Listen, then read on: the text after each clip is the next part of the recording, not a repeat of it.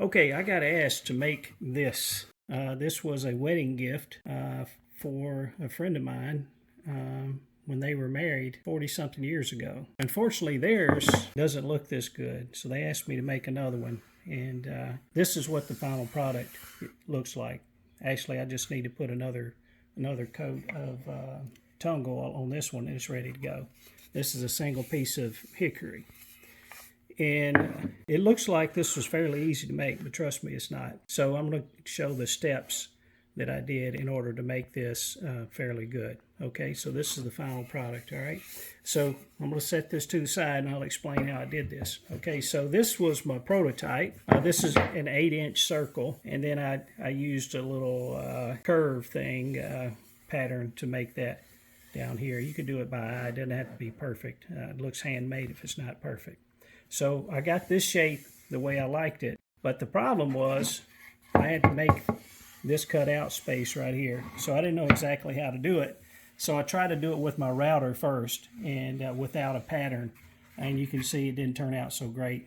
I have lots of problems here. But at least I knew that my router was capable of doing this. Now I just needed to get a pattern the right way. Okay. So what I did was I made a wooden pattern first. Hold on just a second. I think I might be able to find the wooden pattern. This is my wooden pattern that my router ate. So that's what happened to it. And so I needed to make a better pattern before I damaged some more wood and got more frustrated. So anyways, I cut this one out using this as a pattern, okay? And using that wood pattern to get this right. And so this time I got smart and I made the pattern out of some plexiglass. Now this, you may not ordinarily want to use this, but this is what I had in the garage. This was something I used to make, actually my son used to make lenses in tail lights that go on old cars. We work on old cars around here is what we do. As if we don't have enough hobbies already, we take on the worst hobby ever, which is repairing old cars. So anyways, this is what I made. Now, how did I make this? Okay, well, first thing I did, I traced it with this board. Okay, I like the shape of this. I traced it on here and scribed it with a little tiny screwdriver. You can use a nail or anything like that. Actually, a pencil mark will show up okay. Then I took this over to the bandsaw and I cut this out as close to the line as I could get. And then I used a 4-inch belt sander, stationary sander, to go around the edges and clean it up and make it nice and smooth. Then I drilled a hole. I drilled a hole here in the center and put my jigsaw in there and cut around it like this and cut that hole out. Now it wasn't perfect, so I had to have some other tools to kind of clean this up a little bit. So I used this. This is an air-powered angle grinder with like an 80 grit paper on there. Went through here, cleaned that up best I could, and then I moved on to another type of sander.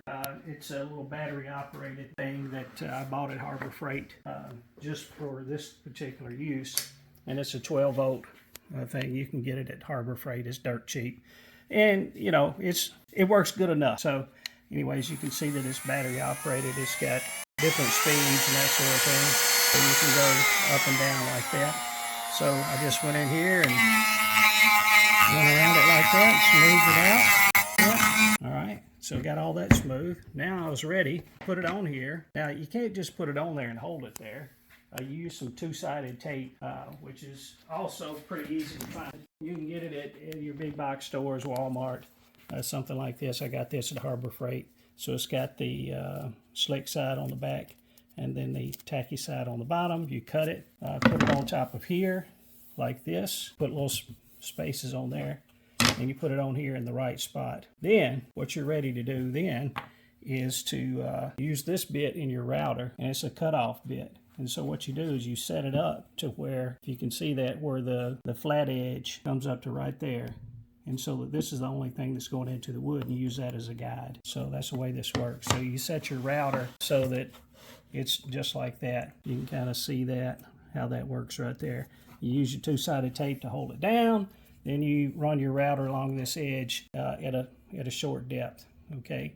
Now, on my router, I had to make a little modification because the hole was so wide. So what I did was I took my router and with double-sided tape, I just added this plate to the bottom of it so that now it fits completely across the hole like that. Because if you didn't do that, your router might lean and cut into your wood. So you put that plate on there like that. You can make that plate out of anything, plastic, whatever. You can even buy replacement plates for these things, right?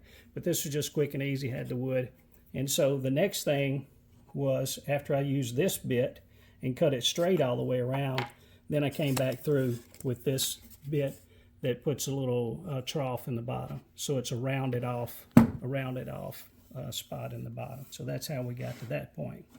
Okay. All right. So the problem that I ran into was I would get burn marks in the corner. So this is common when you use a router. You'll get a little black mark in the corners where you make a turn. I just don't like it. Some people might want to leave that there. I don't like it. I don't like the way it looks. So I decided to figure out how to get rid of it. So I tried a few things. I tried the little tiny sander in the corners. And that does take some of it off a little bit, but it doesn't get all the way in the corner unless you really make a dent in the corner right there. So what I did was I built this tool, and what I did was I put a curve on the end of it. This was a piece of ash wood that I had left over, actually from the prototype. So this is all the same wood right here. And so I had a little curve like this. So I flipped it up on the side and then made it so that my fingers would fit perfectly like that. So I cut these out with a 4-inch belt sander, just put it on the top to cut a curve. And so what I wanted was for this piece to fit in the palm of my hand so that I could push it like this and get into the corners. Quick and easy to do with a bandsaw. You can look at the shape if you want to try to make one. It'll take you about all of 10 minutes to do this if you know what you're doing. So what I do then is I have sandpaper, and I believe this is about 100 grit or something like that. Don't remember. But this is I use this for auto body. You know, like I said, I work on cars.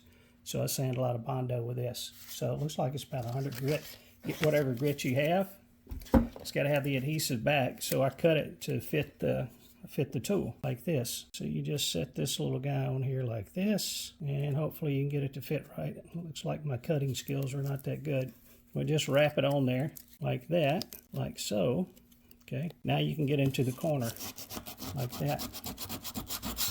You can get that black stuff out. And then it also gives you an opportunity to sand the base here, because it's hard to get a sander in there, and it just makes for a nice way to get in there and clean it up.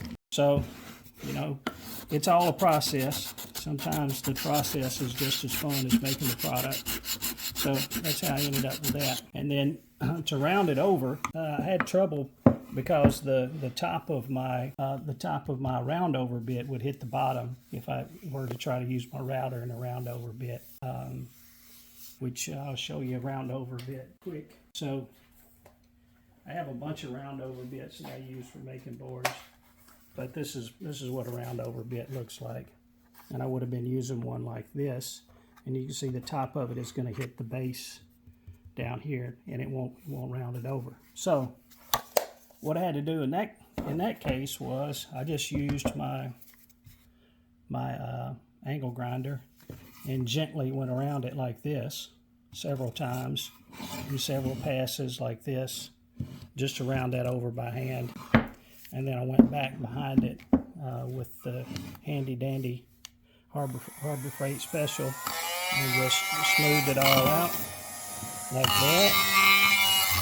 And then worked it in the corners, and that's how you end up with a nice little curve there.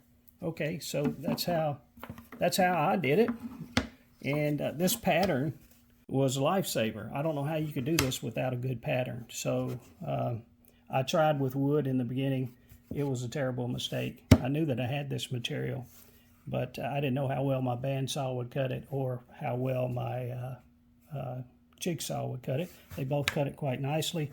They left little edges on there, which I knocked off with sandpaper. And this material actually has a rough backing on it, so this is way better than anything you can buy off the internet. So this is not for sale. I don't want to have to do another one of these. But anyways, once I have it now, I can make more of these. So anyways, this is how it works. So Ruth, if you ever get to watch this, this is how much work that went into your nice little boards here. I wasted a piece of nice ash wood, but then I was able to get the first one done. Used it as a pattern for the second one to make this pattern, and ended up with that. So that was my story on these pieces of wood. Now, how does that help us on the homestead? Well, I'm gonna make one for myself because it's a cutting board. Chop, chop, chop, chop, chop. Rake it off into the slot right there and hold it. You know, start with onions, then I do bell peppers, then I do jalapenos, then I do sardines. No, I'm sorry, we don't do sardines, but anyways, all the vegetables go off in there, then right into a skillet. Boom, right there. So I've made this sound like this was only an hour's worth of work, but this was not. This was a lot of painstaking trial and error type of stuff, but I got it all sorted out. Now I can make these things if I want to again. So anyways, hope you like it. Hit like and follow if you will. If you liked it, be sure to follow. Thanks.